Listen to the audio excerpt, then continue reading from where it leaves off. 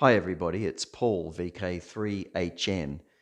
I had a Hamfest find recently, and it's an American QRP classic that I honestly thought I'd never own.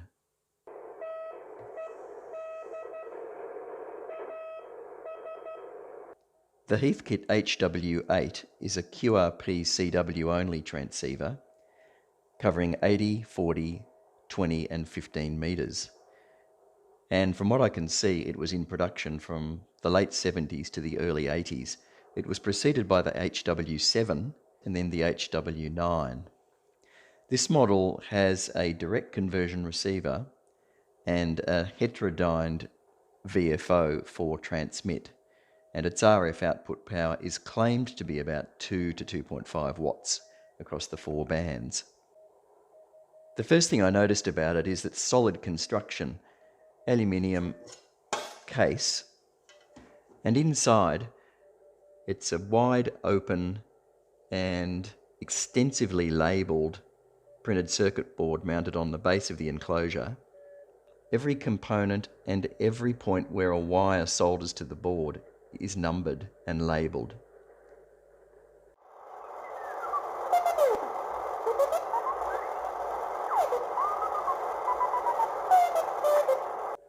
The VFO tunes smoothly, and it uses a Jackson Brothers 6:1 reduction drive. And in my particular unit, it's very clean. I can imagine that these could get some wear after a lot of use and become sloppy. But because it's a standard Jackson 6:1, it could be replaced. This variable capacitor over here tunes or peaks the transmitter output network, and there's a receiver pre-selector on the front end of the receiver.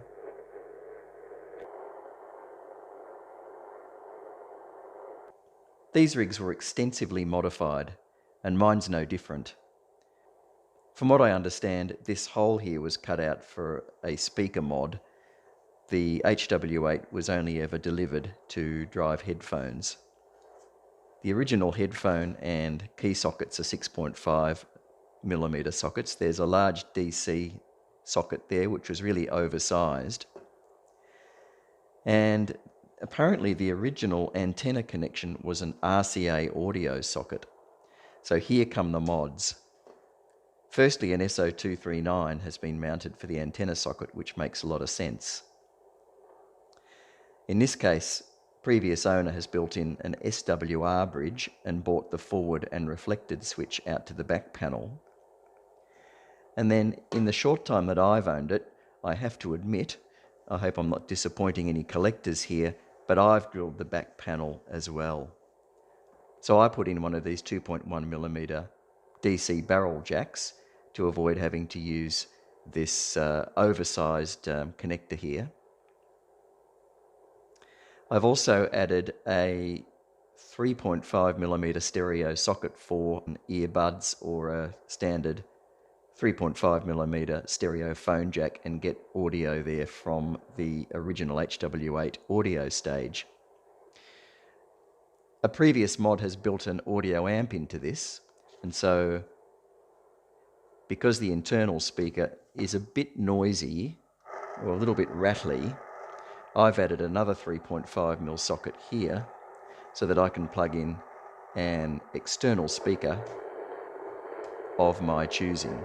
From the antenna, the RF is routed via this little changeover relay down here in the back left-hand corner and finds its way over to the receiver. There's an RF stage there.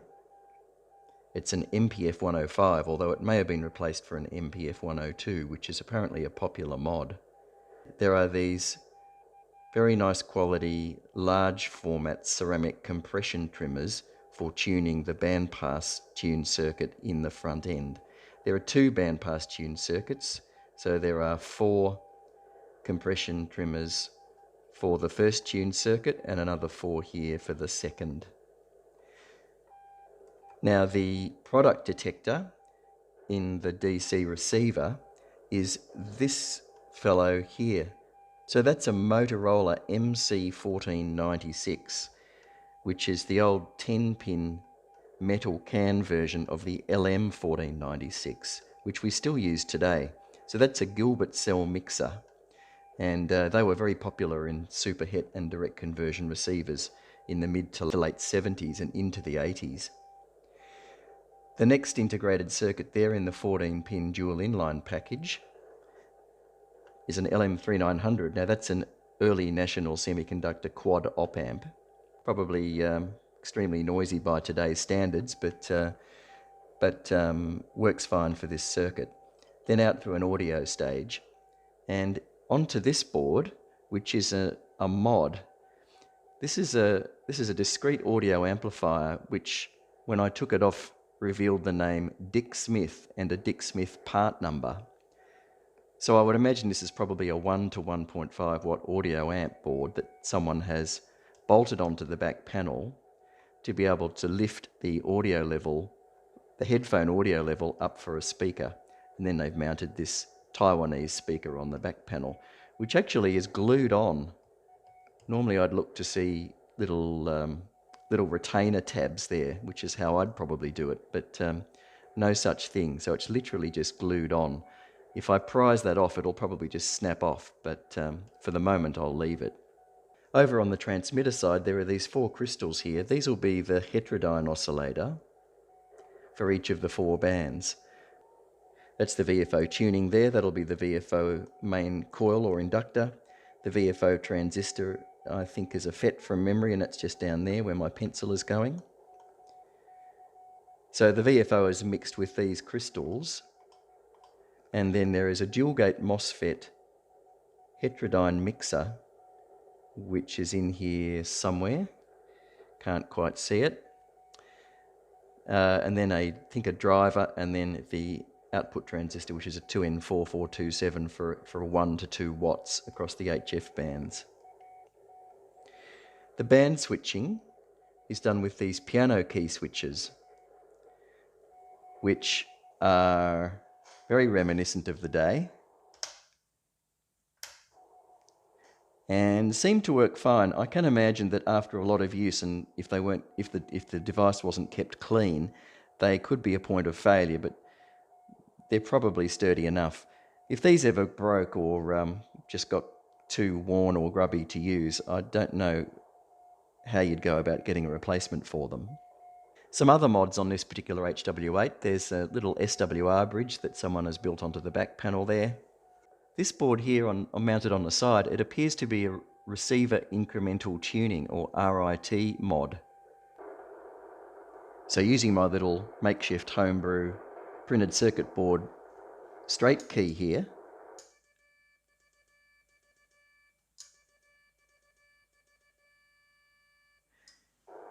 we get a nice side tone, and we can get an idea of the semi break-in, which engages and disengages the relay constantly. The relay clicks quite loudly, and there are some mods where people have taken the relay out and replaced it with solid state switching, which I think if you use this rig a lot would be a worthwhile mod.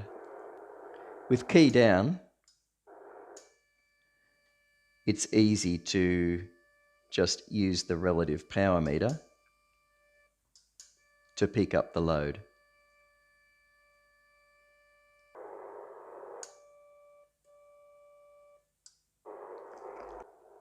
So overall, this is a fun little transceiver. It's got great heritage appeal.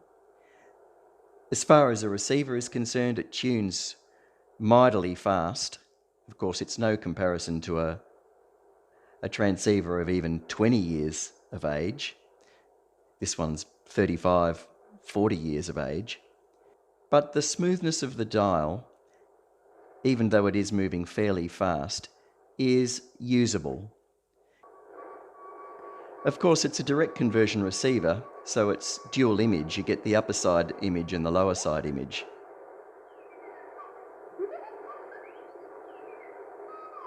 On an empty band, it's perfectly usable. But I think if you had a crowded band or something like contest conditions, you'd probably give up.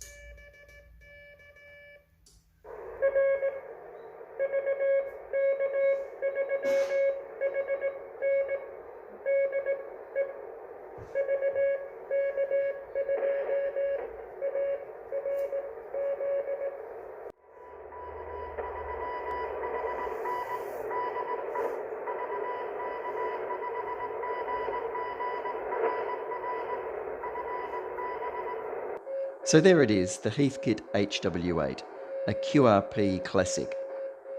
Solidly built, dead easy to work on and to mod, and as far as I'm concerned, this one's worth keeping.